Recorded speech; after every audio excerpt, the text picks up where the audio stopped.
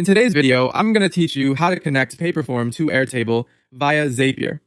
This process allows you to automate your workflow seamlessly, ensuring that every form submission on Paperform is captured and recorded in your Airtable database without any manual input. Let's dive in and take a look at how this works. First, let's get started by logging into your Zapier account. Once logged in, you will want to look at the top right corner of your dashboard and click on Create Zap.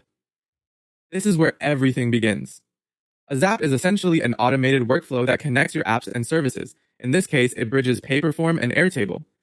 After you click on Create Zap, you'll set your trigger. The trigger is an event that's needed to start the workflow.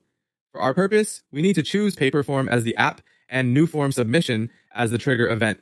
This means anytime there's a new submission on one of your Paperform forms, this Zap will initiate. You'll then need to connect your Paperform account. Upon connecting, Zapier will ask you to select the specific form you're interested in monitoring. Choose the form you want to automate responses from. Once you've got your trigger set, it's time to define the action.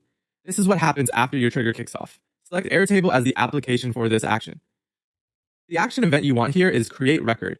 Think of it like telling Zapier, every time someone submits this form, create a corresponding record in my Airtable. Now you'll need to connect your Airtable account. Simple login will suffice for this step. After your Airtable account is linked, choose the base and the table where these records should be stored. An important part of this step is mapping the fields from your Paperform submission to the fields in your Airtable database. Essentially, you're mapping where each piece of data should end up. Make sure these align correctly to keep your data organized. With your trigger and action set, it's crucial to test your Zap.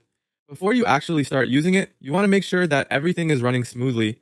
Run a test to see if the data transfers correctly from Paperform to Airtable. This step is about verifying that all connections are accurate and the automation acts as expected.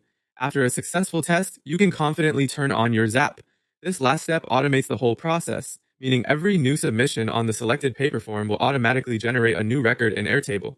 From here on out, your workflow will be seamlessly connected, freeing up time and reducing the potential for human error.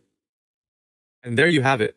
With just a few easy steps, you can connect Paperform to Airtable using Zapier, taking advantage of the powerful automation this integration offers. Thank you for watching, and I hope this guide was helpful. See you in the next video.